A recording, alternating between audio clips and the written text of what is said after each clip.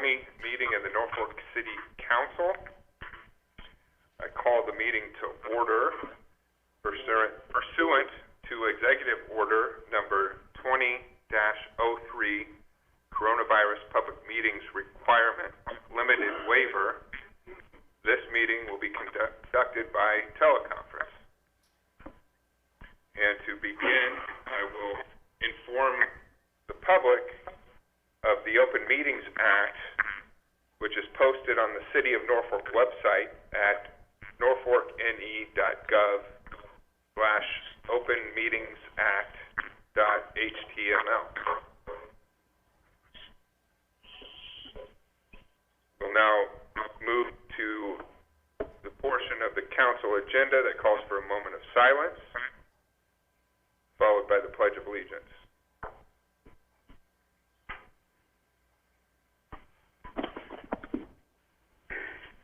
I pledge allegiance to the flag of the United States of America, the republic which stands one nation under God, indivisible, with liberty and justice for all. Okay, and I want to thank everyone who joined us in the public for bearing with us. We started a little late because we had a community development agency meeting that went over. And this is uncharted territory for us. I'm not sure, but I would venture to say that this might be the first Norfolk City Council meeting that's being conducted by teleconference. So this is uncharted territory given the times. We will now move forward with the council agenda to item number 5, and I would look for a motion to approve the consent. Oh, I'm sorry. I got ahead of myself, everyone. We did not do roll call before that, so Brianna is going to do roll call. Clausen? I'm here.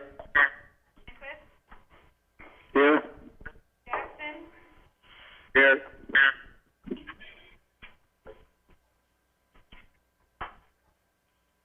Merrill? Present. Murin? Here. File? Here. House? Here. Lange's here. Okay, before we move forward with item number 5, I want to remind everyone that the notice for this meeting was posted to the public, and information to join this meeting conducted by teleconference was posted publicly on the website and otherwise, and that at any time if a member of the public wishes to participate in discussion on one of the items on the agenda, they can press star 9 on their telephone, and that will put you in queue to be able to contribute. So again, press star 9 and be in queue, and we'll call on you then next time.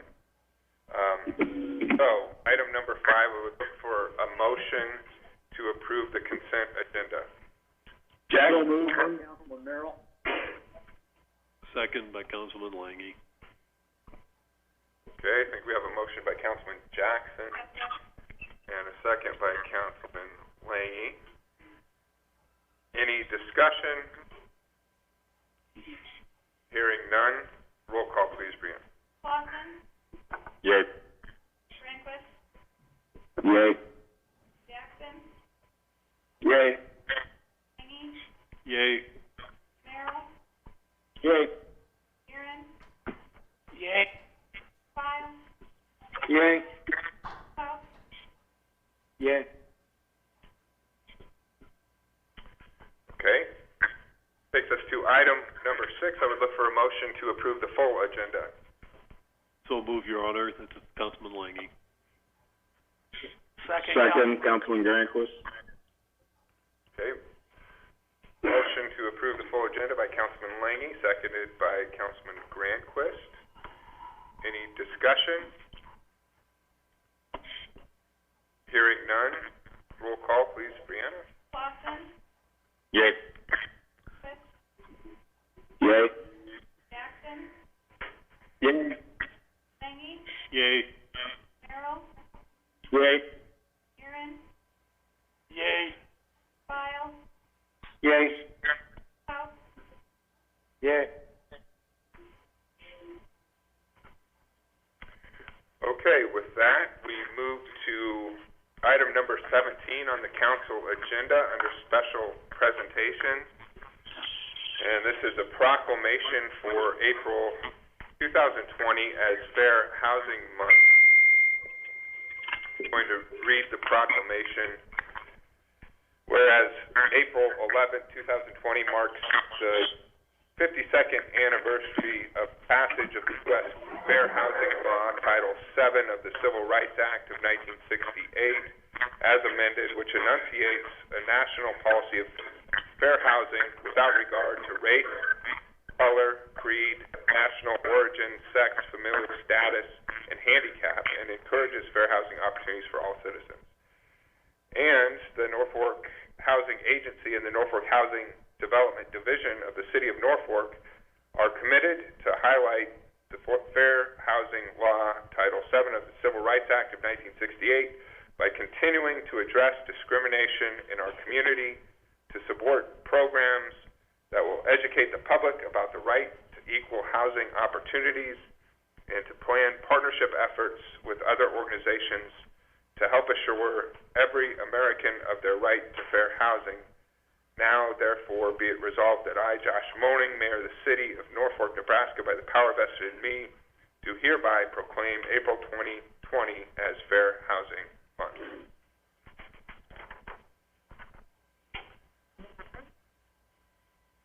And with that, we will move on to the public hearings and related action portion of the council agenda.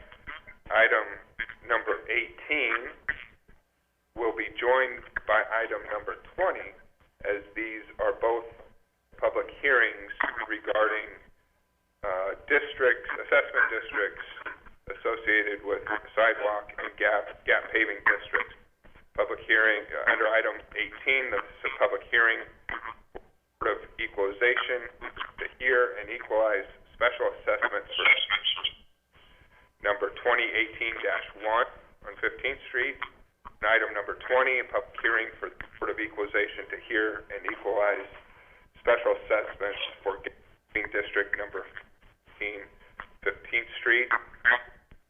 In this process, look for a motion to first adjourn as mayor and council as the Board of Equalization. I'll make the motion.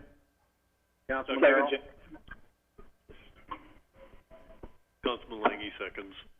Okay, a motion by Councilman Merrill and a second by Councilman Langy. Any discussion? Hearing none, please roll call. Clausen, Yay. Francis, Yay. Jackson, Yay. Lengy, Yay. Merrill, Yay. Aaron, Yay. File, Yay. House, Yay. Okay, that means we are convened as the Board of Equalization and now ready to hear these assessment districts as listed under items 18 and 19. And to kick off the discussion for the public hearing, which I'll open now, Mr. Steve Ramus, our city engineer, for some background, please. Council members and mayor and city staff, these were brought up at the March 2nd meeting and tabled primarily due to discussion on a couple parcels south of Hayes Avenue. The owners were present for a conversation about why their assessment was slightly higher than the parcels directly to the north. The concept there being that they both had, if they were both getting 50% of the assessment for Hayes Avenue to the west of 15th Street, why wasn't that assessment equal? The reason for that is because on side streets, we assess based on percentage, percentage distance off of that side street. And the big picture there is the owners to the south own two lots. So they own lot 1 and lot 2 of that subdivision. The owner to the north just owns lot 6. And so as we assign, I guess, the assessment for that side street, the parcels to the south having 2 lots would roughly get twice the assessment as the parcel to the north. That's a process that's existed here. The way we do that, that's been in place about 30 years. Here in Norfolk, it's not necessarily a state standard, but I do think we adopted it originally from other communities. But that's essentially what's going on. So when you look at those side street assessments, assuming a block or half a block is 187 feet wide, that half of assessment for the side street is split up into all of the lots, so you get to 187 feet off of that side street. So that's what was going on. We realized that shortly after the meeting last week when we weren't able to answer that question. We did contact those owners, had that conversation with them. They did not have any additional questions after that. They were comfortable with and understood the reasoning behind that.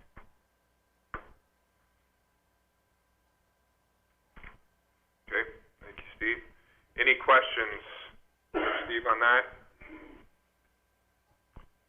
And again, these are public hearings.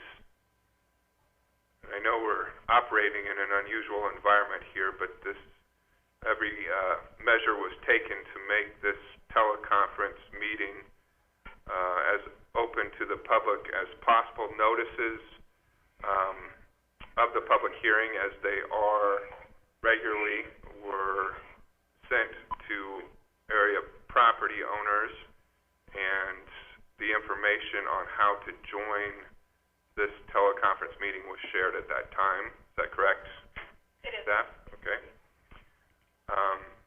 So again, any member of the public wishing to make comment can do so now by pressing star 9 on their telephone.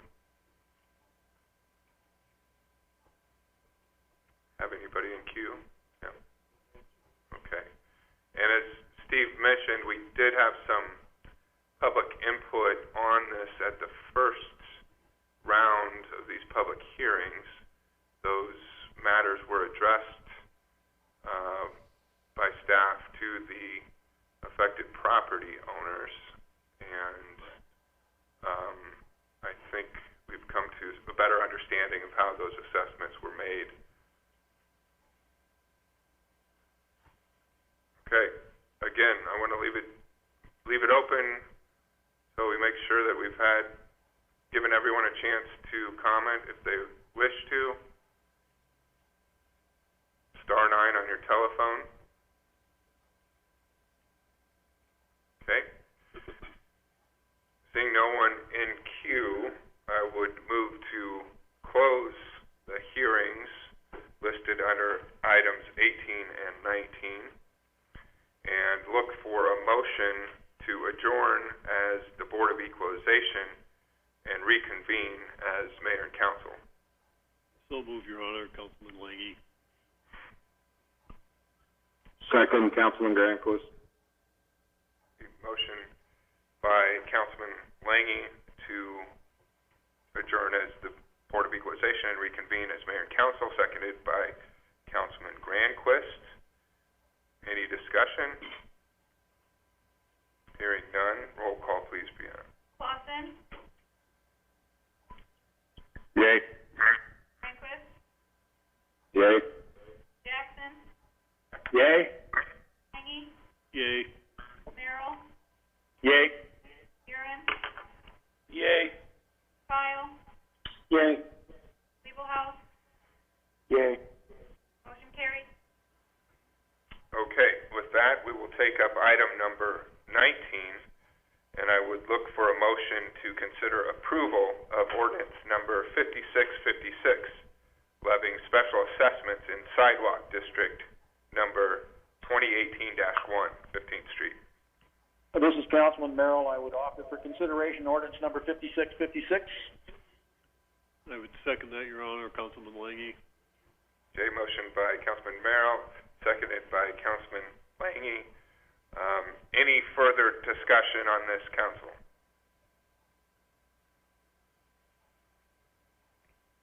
Any public input? Anyone in the queue, Jim? No. Okay. Hearing no further discussion, short title, please, Brianna. An ordinance levying special assessments upon the lot, parts of lot, land, and real estate abutting upon and adjacent to and specially benefited by the improvements in sidewalk district number 2018-1 of the city of Norfolk, Nebraska, to defray the cost of said improvement and to provide for the publication of this ordinance in pamphlet form. Okay, with that, roll call. Clausen, Yay. Greenquist, Yay.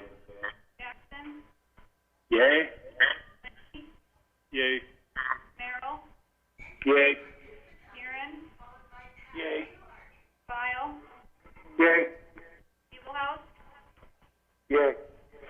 All council members voting in the affirmative, ordinance 5656 carries on first reading. Your Honor, I move that we suspend the rules and pass ordinance number 5656 on second and third reading. This is Councilman Langy. I'll second that, Councilman Greenquist. Okay, motion to suspend the rules and approve the ordinance on second and third readings made by Councilman Langy, seconded by Councilman Grandquist. Any discussion? Hearing none, roll call, please, Brianna. Clausen,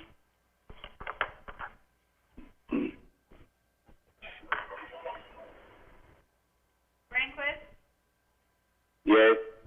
Jackson, Yay. Langy, Yay. Merrill, Yay. Murin, Yay. File, Yay. Beeblehouse, Yay. Clausen, we missed you the first round. Yay. Okay. All council members voting in the affirmative, ordinance 5656 carries on second and third. Okay, that takes us to item number 27. I would look for a motion to consider approval of ordinance number 5657, levying special assessments in gap paving district number 514 of 15th Street. Mayor, that's number 21, not 27, but I'll make a motion for consideration of approval of ordinance number 5657. This is Corey Grandquist.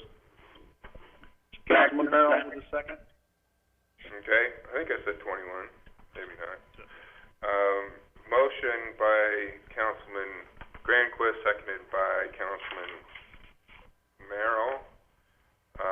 Any discussion, council?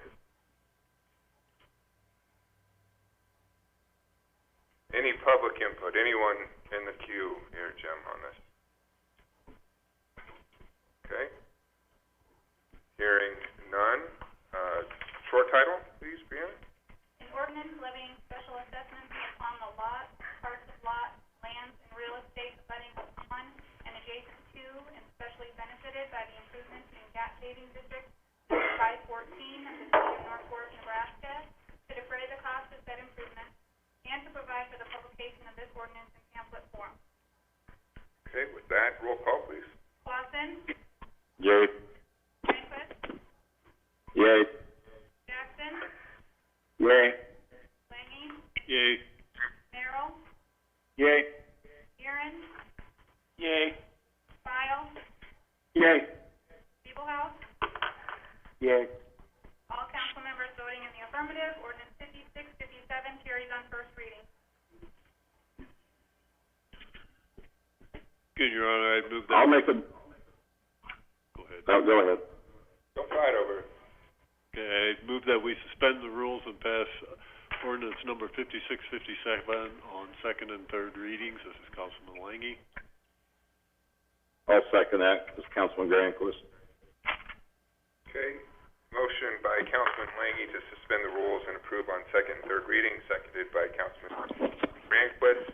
Any further discussion? Hearing none, roll call please. Clausen, Yay. Rehnquist,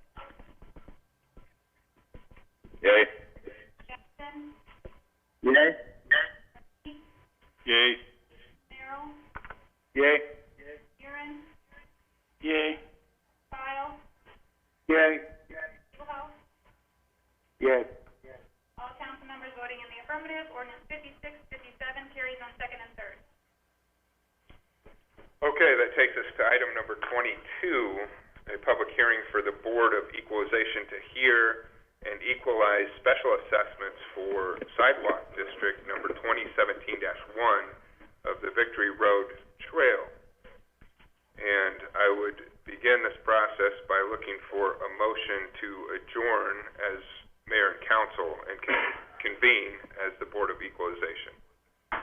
Your Honor, this is Councilman Wheelhouse. I would move that we would adjourn and reconvene as a Board of Equalization. Second by Jackson. Okay, motion made by Councilman Weebelhaus and seconded by Councilman Jackson to adjourn as mayor and council and convene as Board of Equalization. Any discussion? Hearing none, roll call please, Brianna. Clausen, Yay. Rehnquist, Yay. Jackson, Yay. Lange, Yay. Merrill, Yay. Buren, Yay. Kyle, Yay. Steelhouse. Yay. Motion carries.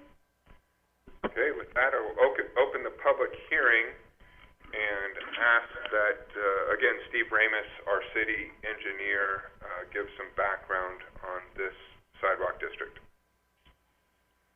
Members of the Board of Equalization, what you have before you here, again, was an item that was tabled at the March 2nd agenda. This is the Victory Road, or the assessments for the Victory Road Trail project. At the last meeting, there was a landowner that was present that expressed some concern for the overall calculation on how we do that assessment for the frontage and whether or not driveways were included or not included. And so we were asked to go back as staff and take another look at it. We did go back and generously took out the driveways. The sidewalk in this particular case, or the trail, was built pretty much behind the curb. There was about a 2-foot strip directly behind the curb that was not part of the trail, colored stamped concrete. Then we had a 10-foot trail in there. And so we did go back and took out those driveways at the widest portion of the trail and made our calculation based on that widest portion of the mouth of the driveway. In addition, we looked at a couple other areas in there where we had surface drainage features. We had some junction box structures or drop inlet structures that were behind the curb. They were incorporated into the sidewalk. They did have to be adjusted, but we did give credit for those as well. And so, coming back to the table after those adjustments, I'll go ahead and read them. Tract 14 was a reduction of about $400. Tract 15 was a reduction of about $800. Tract 16 was a reduction of about $900. And finally, tract 17 was a reduction of about $175. So, I think we listened to the citizens, and we listened to kind of the direction we were getting from the board in terms of how to address the concerns that were presented.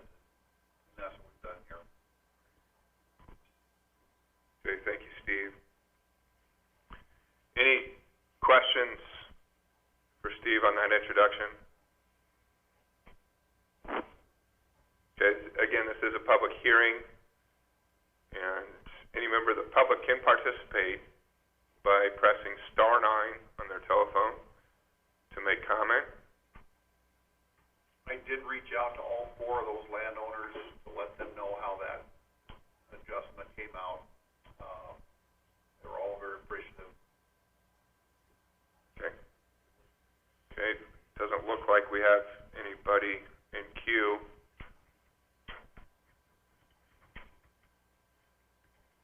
Give it another minute here in case somebody pops up.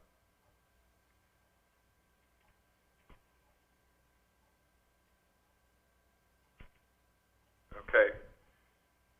Seeing no one in queue and hearing no further discussion, I will close the hearing and look for a motion to adjourn as the Board of Equalization and reconvene as Mayor and Council.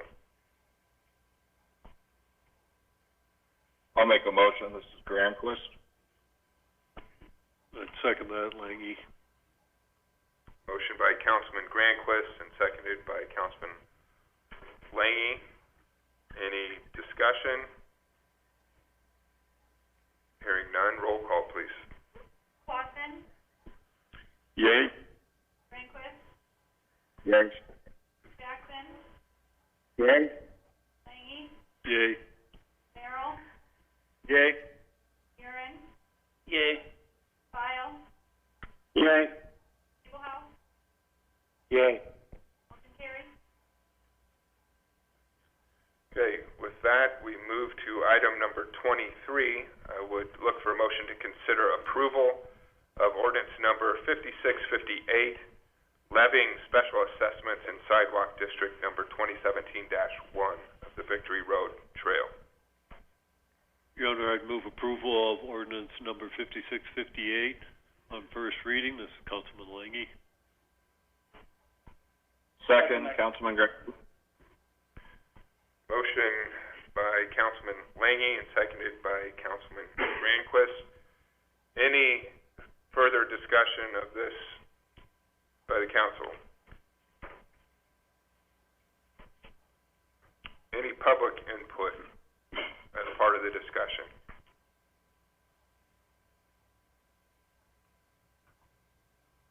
Hearing none and seeing no one in queue, would look for a short title, please, Brianna. An ordinance levying special assessments upon the lot, parts of lot, land, and real estate abutting upon and adjacent to, and specially benefited by the improvements in sidewalk district number 2017-1 of the city of Norfolk, Nebraska, to defray the cost of said improvements and to provide for the publication of this ordinance in pamphlet form. Okay, roll call, please. Clausen, Nay. Rehnquist, Yay. Jackson, Yay. Langy, Yay. Merrill, Nay. Murin, Yay. File, Yay. Abelhouse. Yay. I have voting in the affirmative, Rehnquist, Jackson, Langy, Murin, File, Abelhouse. Voting in opposition, Clausen and Merrill. That sounds correct. Motion carries. Ordinance 58 carries on first reading. Can Your Okay, Honor, with that, oh, sorry. move that we suspend the rules and pass ordinance number 5658 on second and third reading. This is Councilman Langy.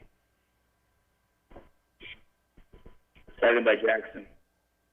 Okay, motion by Councilman Langy to suspend the rules and approve ordinance on the second and third readings, and seconded by Councilman Jackson. Any discussion? Hearing none, please roll call, please, Brianna. Clausen, Nay.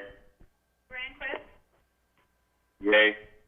Jackson, Yay. Langy, Yay. Merrill, Nay. Murin, Yay. File, Yay. Abelhouse, Yay.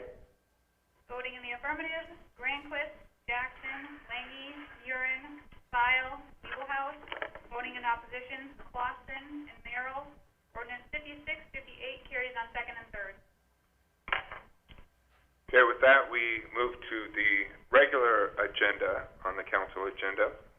Item number 24, I would look for a motion to consider ordinance number 5655 approving an amendment to section 27-309 of the city code to address tree plantings in required landscaped areas for townhouses and multi-family uses. As a note, ordinance number 5655 passed on first reading at the March 16th, 2020 City Council meeting. Your Honor, this is Councilman Merrill. I would offer for consideration ordinance number 5655 on second reading. Your Honor, this is Councilman Jackson. I second it. Okay, it's a motion by Councilman Merrill, seconded by Councilman Jackson, and to refresh us of this discussion, Val Grimes, our city planner, can you please kick off discussion? Yes, thank you, Mayor and Councilman. This code amendment to 27-309 is adding a number 4 section to add the required by the minimum depth requirement along the adjacent streets and the buffer yard requirements and the parking lot interior landscaping for townhomes without individual dwelling unit lot lines and multifamily uses. Those definitions mean that it is 3 units and above that this would be required for. And also to add in the industrial landscape area to add the minimum depth requirement into the formula for industrial along the adjacent roads too. Okay. Thank you, Val. So, fair to say this ordinance enacts the same kind of requirements for multifamily housing units that are in place now for commercial properties? Correct. Commercial, office, and industrial, yes. Okay. Are there any questions for Val on that? Or comments by the council?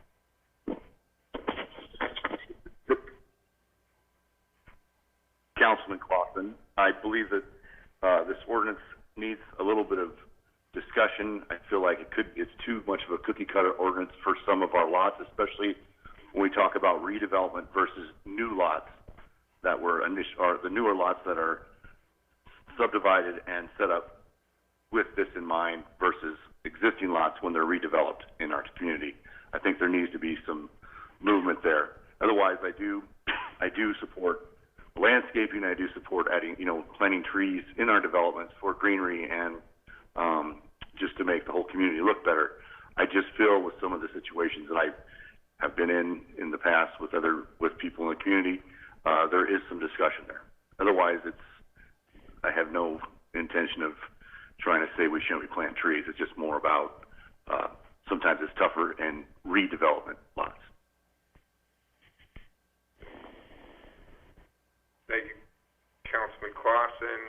Any other comments or questions from the council? This is Councilman Merrill. Councilman Clausen, describe to me a redevelopment lot in your mind. It's technically when you're taking have my phone on speak. Technically, it's when you're taking a lot that's been zoned one way, and then years later we rezone it another way, and we try to fit a project on there. And the land use, the land size, typically isn't set up for some of these requirements. And then we try to squeeze everything in on it. And the city has done a remarkably good job about making sure that it works out in the end, because we've worked through these issues in the end. However, I would like to see us have some lateral movement on those type of lots. And I don't want to just see everybody wedged in the same sort of category, because it doesn't all fit. And sometimes we can't make more land, and we have to appreciate the people that take the risk to redevelop part of our community, and so we can see some of the older parts of our community thrive and grow.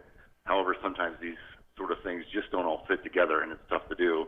And you'll see a level of frustration from some of these developers at these situations. We usually work, and again, the city generally works through them with us. and they do a good job of that. Val does a tremendous job of being very open-minded when it comes to situations like when you have a smaller lot, you're trying to fit everything you can on that lot, primarily because the cost of the lot and the cost of construction requires these businesses to do as much as they can on those lots with all of our parking requirement, green space requirement, tree requirement. And so it just gets to be a bit much, and sometimes it just doesn't all fit. Corner lots are particularly tricky. So that's all, and again, like I said, there's nothing wrong with the ordinance how it pertains to new development. But I think when we try to redevelop areas, I think we're just going to have to, if we don't have any lateral movement in those situations, I feel that it just gets tough to do, and then it gets, well, this is how we have to do it, and then we have people saying, well, can I go try to get a variance? And it just, so that's my issue, and I hope that answers your question. Yeah, I think it went a long ways towards that. Val, I would ask you, we have some properties that, for one reason or another, may have been abandoned or they're torn down, and a developer comes in and maybe even buys two properties and wants to put in a townhouse or a multifamily use on something that is generally considered single-family areas. Do you feel as though this ordinance would fit in with what they're trying to do? Well, that's why this is Val, the city planner. We do have certain requirements for lot sizes for multifamily and so many square feet of a lot for each unit. So we do have other areas of the zoning code that would say if you only have 7,000 square feet for a single family lot, you can't really put a large multifamily unit on there. So we have that in other sections of code that would probably limit that to a certain extent. That helps? Yeah, I think so. I mean, I'm thinking of some properties down in the southwestern part of the community that, if you think about maybe the land bank bill passes and some of those properties are then going to be rebuilt as townhouses or multifamily uses within R1, this landscape question that we're talking about tonight would not be a burden on those people? Well, you couldn't put multifamily in R1. You would have to do a zone change first to R3 for multifamily. And then those R3 zoning regulations, height and lot sizes and everything would fall under that.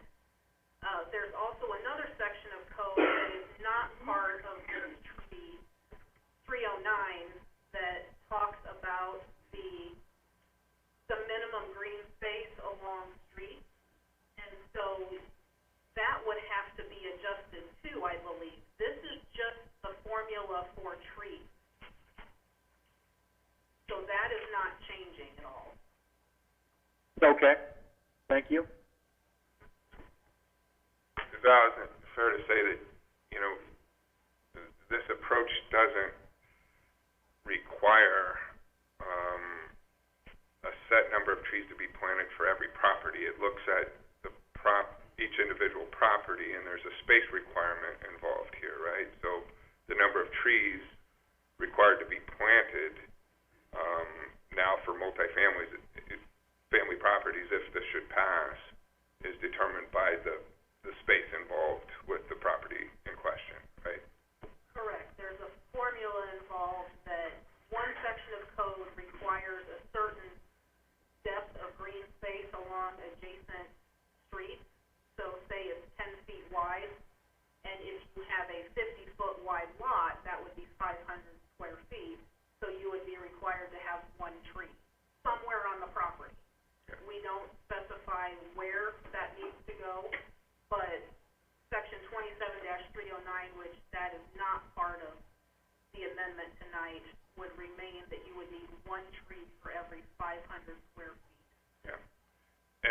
that does not seem overly burdensome or draconian to me in any way. And in fact, I think it matches what a lot of communities our size have on the books for basic, minimal landscaping requirements.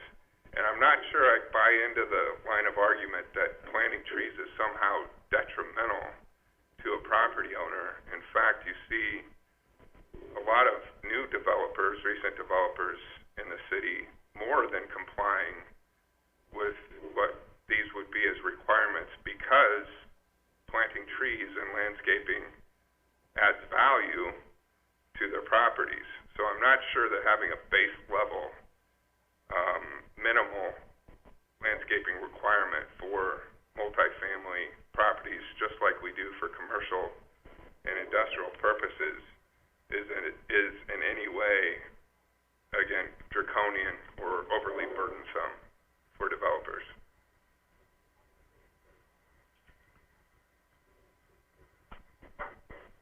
I would go a little bit further and call on an example of Raising Cane's, which was a commercial development done here in the last couple of years, which was a redevelopment project and was somehow able to fit in a number of trees into a very limited space. And that was voluntarily done by the developer, which I think added a lot of value to the space. Any other questions or comments or discussion, council?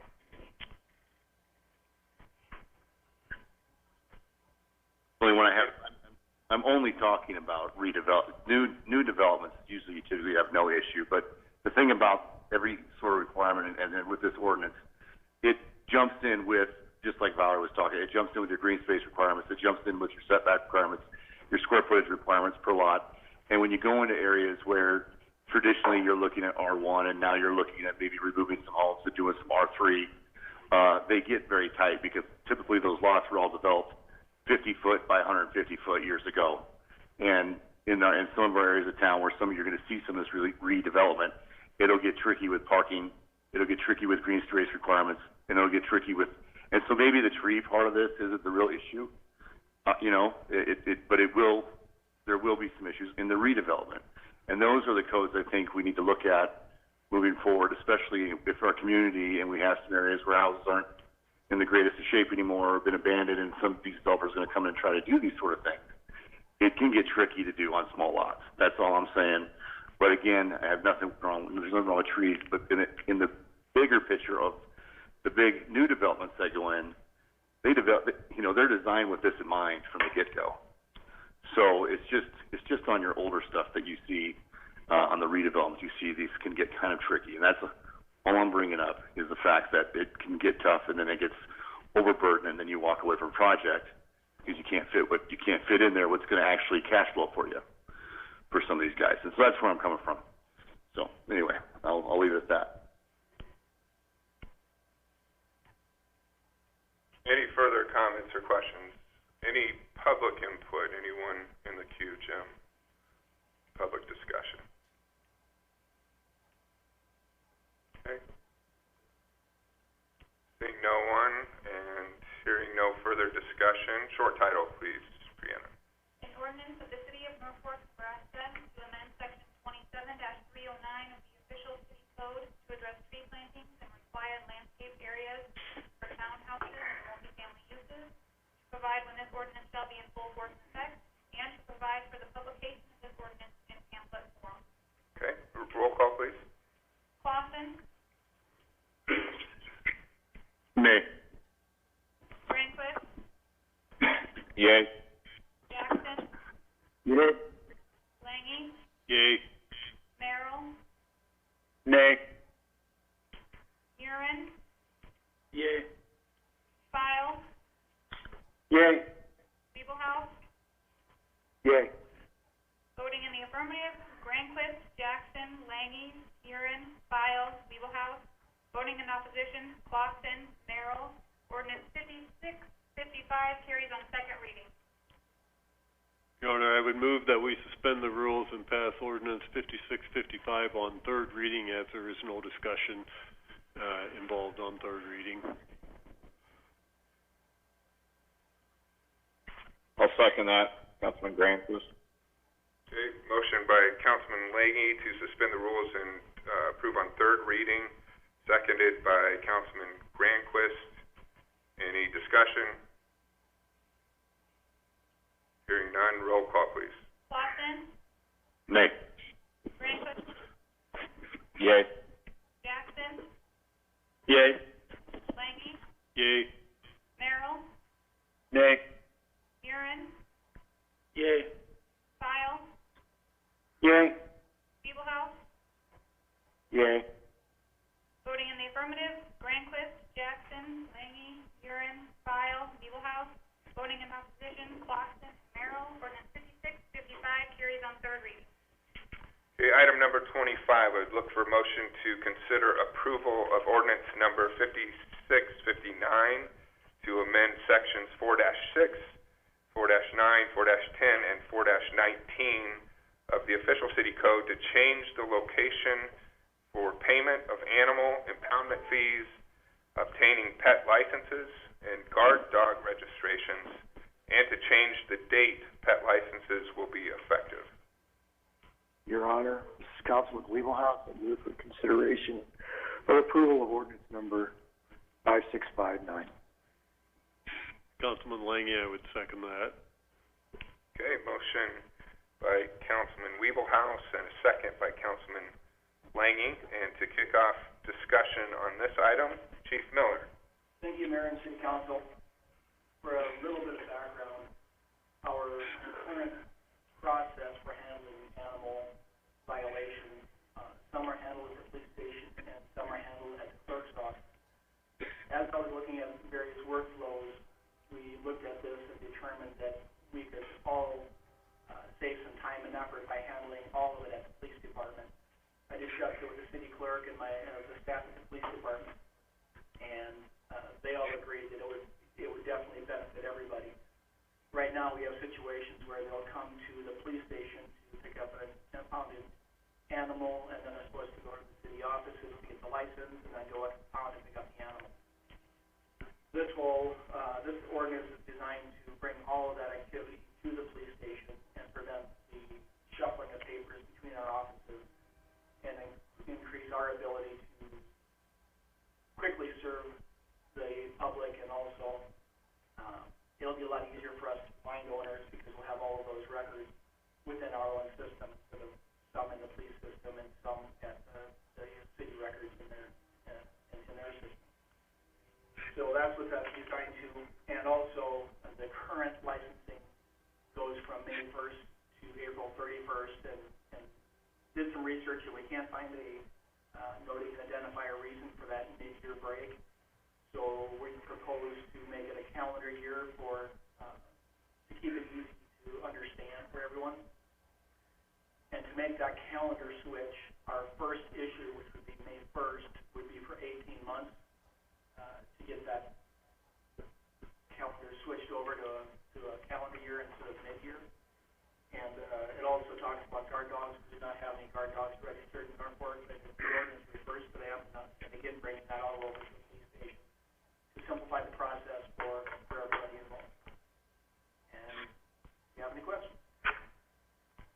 Thank you, Chief Miller. Any questions from the council? As Councilman Weeblehouse, I just wanted to make a comment to this is something that's probably been long overdue.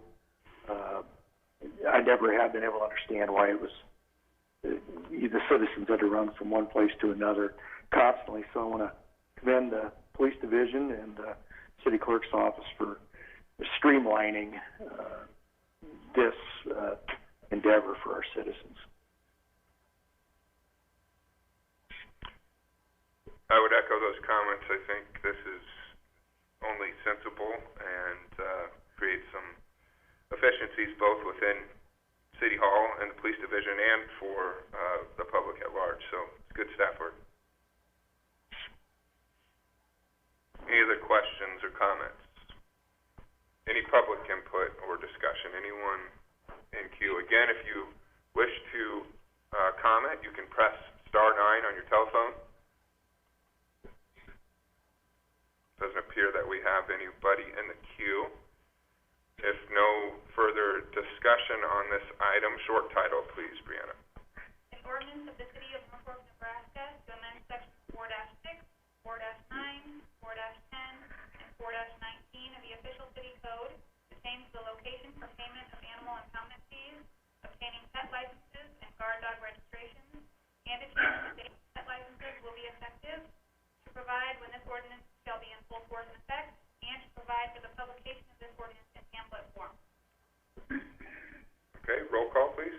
Clausen, Yay. Rehnquist, Yay. Jackson, Yay. Langy, Yay. Merrill, Yay. Murin, Yay. File, Yay. Evilhouse. Yay. All council members voting in the affirmative, ordinance 5659 carries on first reading. Your Honor, Councilman Wheelhouse, I'd move for suspension of the rules and to pass ordinance number 5659 on second and third. Second that, Your Honor. This is Councilman Langy. Okay, motion by Councilman Wiebelhaus to suspend the rules and approve on second and third readings.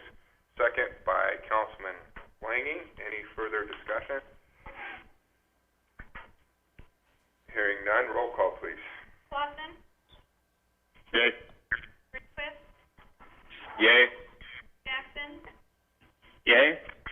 Langy, Yay. Merrill, Yay. Murin, Yay. File, Yay. Evilhouse. Yay. All council members voting in the affirmative, ordinance 5659 carries on second and third. Okay, that takes us to item number 26. I would look for a motion to consider approval to award a contract to Elkhorn Paving Construction Company, Incorporated of Norfolk, Nebraska, for the concrete improvements 2019-2 bid Schedule B, 34th Street, for a total amount of $93,393.20. Councilman Merrill, I'll make the motion. Councilman Jackson, second. Okay, motion by Councilman Merrill, seconded by Councilman Jackson, and to kick off discussion on this item, once again, Steve Ramus, our city engineer. Mayor, members of the council, early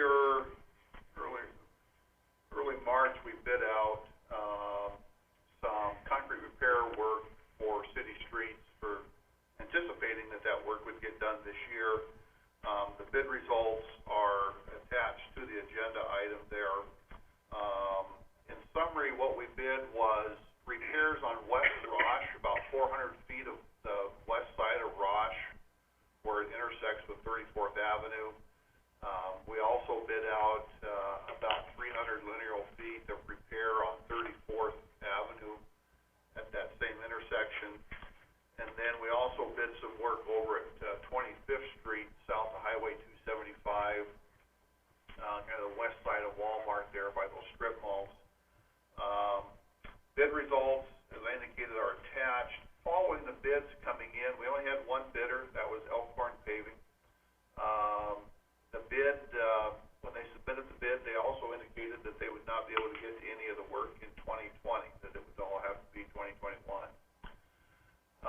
Subsequent to opening the bids, we've had conversations with Elkhorn, we've had conversations with Porters, and what we're presenting here is a concept where we would award Schedule B, which would be the panel repairs or partial repairs for 34th,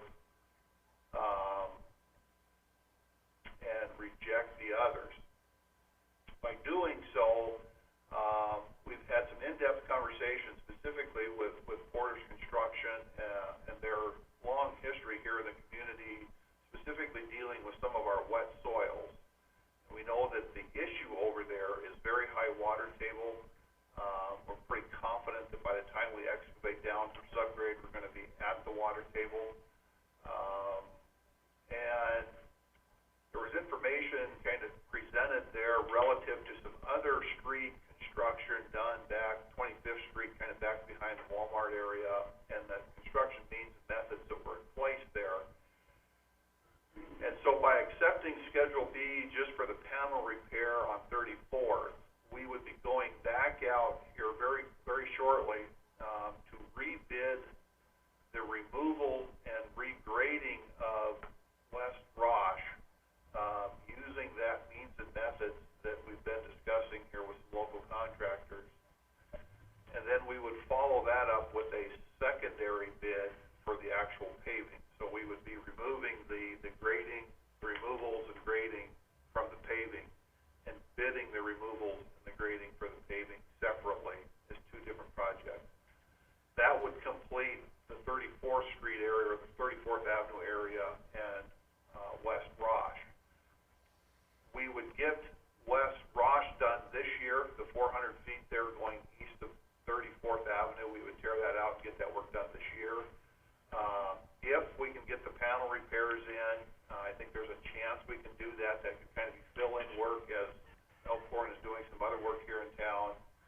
And then we would use city forces over at 25th Street, and we would engage in that work almost immediately. We're sharing some information back with the DOT to do a full closure on 25th. I have talked to the manager, I guess, of those two strip malls over there on the west side of Walmart. They're managed by a company out of Florida. They say, yeah, go for it. You know, with the COVID shutdown, now is the best time to get in there and do a full closure. So they're very supportive. I still need to reach out and have some conversation there with the bank and one of our local contractors is doing some work over in that area, but very confident that a closure there would not limit their ability to access that site and continue their construction. So again, there were three pieces in the bid. We're proposing here to reject the repairs as part of West Rosh and reject the work on 25th, accept the work on 34th.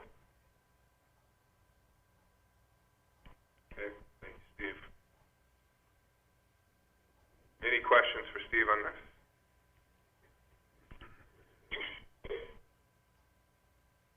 Okay, any public discussion? Seeing no one in the queue. Right. Nope. Okay.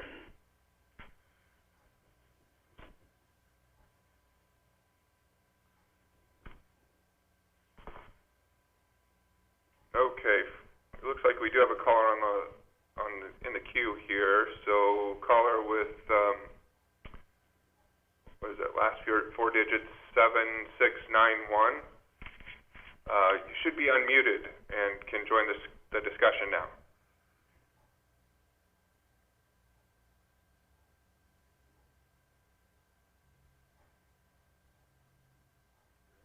Maybe not. If you have Did you say 9,400 or 94,000? Oh, we couldn't hear you at the outset, so you might have to repeat your comment, please. I just wondered if you said 9,400 or 94,000 for the street improvement. Yeah, the total amount of the contract is $93,393. Thank you. Oh, for the record, sir, could we have your name so you can register as part of the meeting note? Sure. Brian Schlote, SCHLOTE. Okay, thank you, Mr. Schlote. So again, Steve, this contract lines up that paving work to be done strictly on 34th Street on Rosh, 34th and Rosh. So this bid would be for the work on the panel repair, individual panel repairs on 34th, right in that area, the intersection with Rosh. And again, we're hopeful that we can get that work done this year, just kind of given the slowdown, some other work that's going on. That would fit well as filler work as they finish up paving in other areas. They could move over there and do some panel replacement.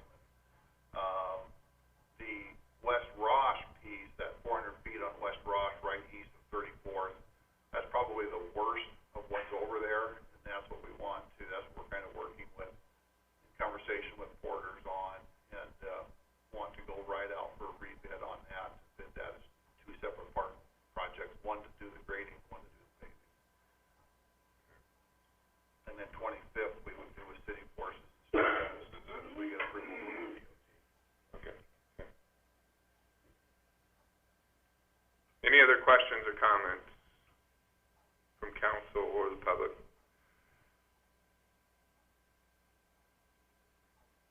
Okay, hearing no further discussion, roll call please, Brianna. Lawson, Yes. Swift, Yay.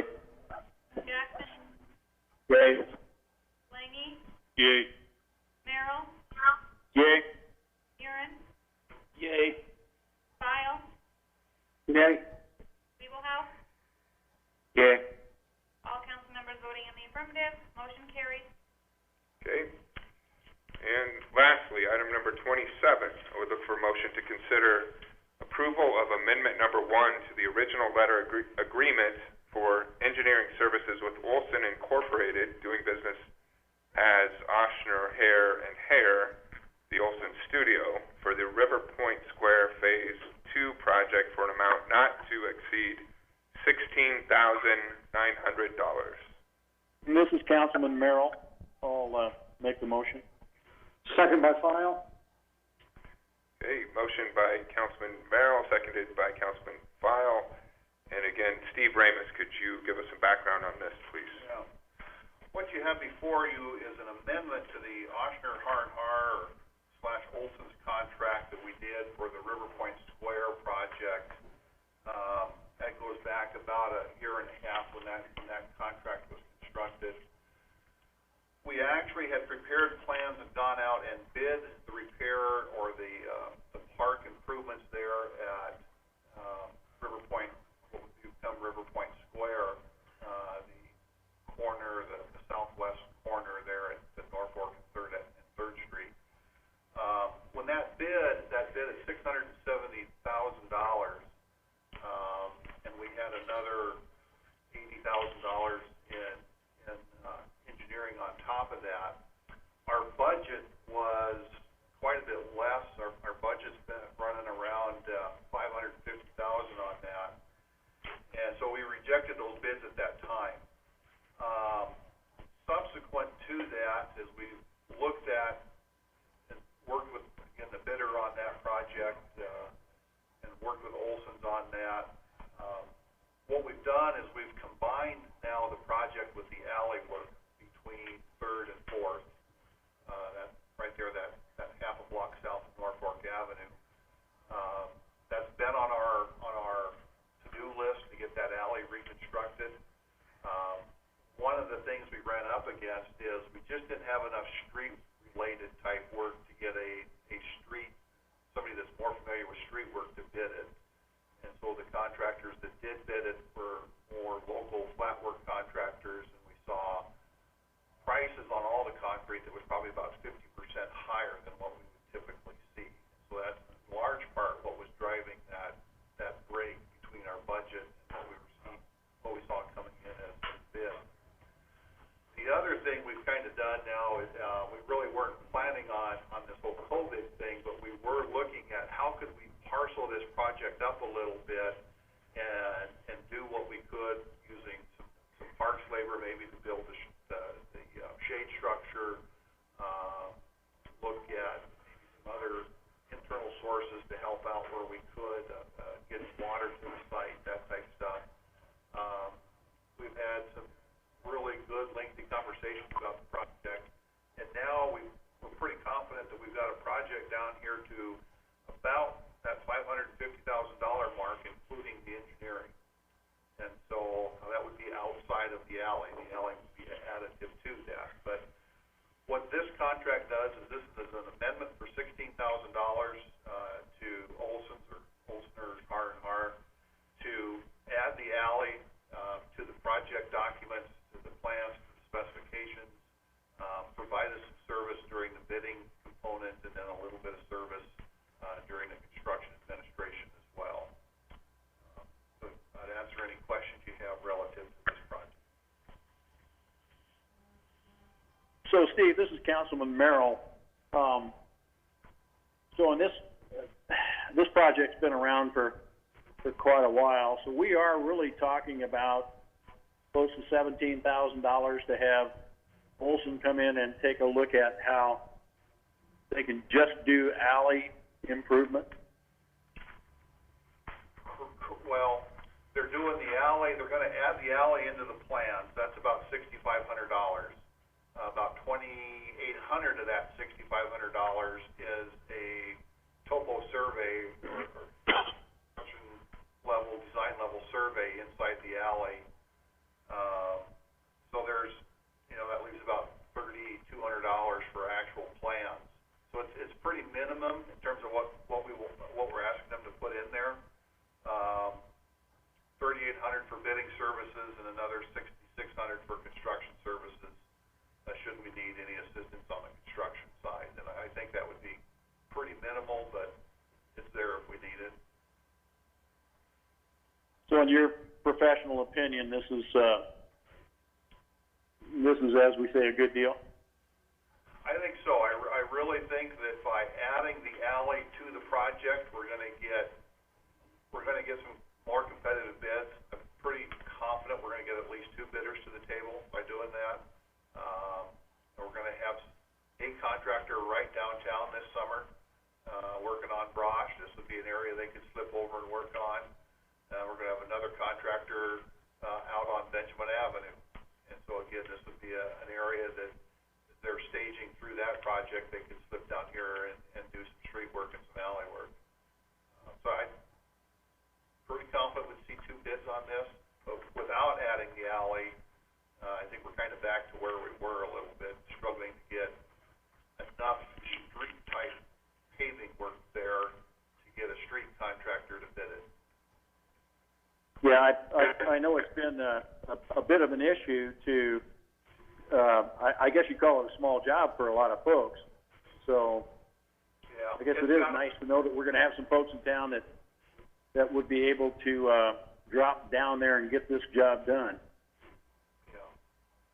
We as one of the things in the original bid that was kind of a struggle was, again, because of the local smaller contractor, they were struggling on trying to get water to the site. And I think they had almost $35,000 in there just to get water to the site. I think we can get water to the site for under $5,000, working with the redevelopment of the old theater site and some of the stuff that they're going to need to do. We can slip in there, have our street crew slip in there, and it's a function of that. When they undo the old tap from our water main, we'll take that opportunity to extend a service through the old water main that we're going to abandon to that site. So very easy for us to do. We'll just take advantage of the fact that we're all there at the same time to do that. That's one example where I think we can, that'd be a $30,000 savings right there. Very good. Thank you, Steve. And that's kind of a good refresher. This project, similar to Brosh Avenue last year, which was scheduled to go ahead last year, fell victim to the flooding event in March and the shortage of available contractor work that came out of that event. And I think we're operating in a lot more favorable environment now in terms of competitive bids on this project and availability of contractors here who can do the work. So it's also given us some time to get creative, I think, about drilling down on where we can save costs here and there, per the example that Steve just gave. Any other questions or comments from the council? So Steve, this is Jim. The $6,600 for construction administration, so that's up in the air yet, whether they're going to need it or not, or they're going to use it anyway, or I heard you say they may not need to use it all. So all of this would be hourly. It'll all be billed hourly. None of this is lump sum. Okay. As we're kind of going through that project with them, I can't think of anything off the top of my head necessarily that I'm going to need assistance with in terms of shop drawings or anything like that. It's pretty straightforward. The alley's probably the only thing. Alleys can take up a lot of staff time, and if they happen to have somebody local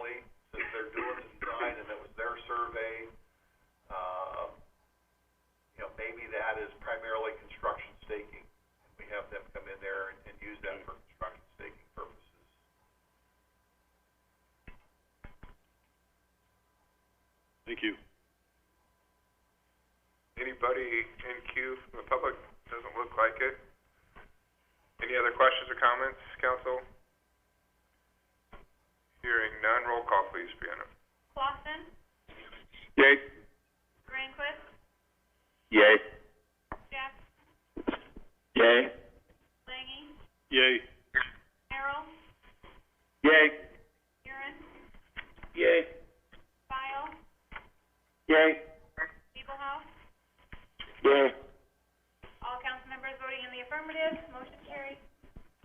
Okay, with that concludes this first ever, we believe, teleconference meeting of the Norfolk City Council. We are adjourned. Goodbye.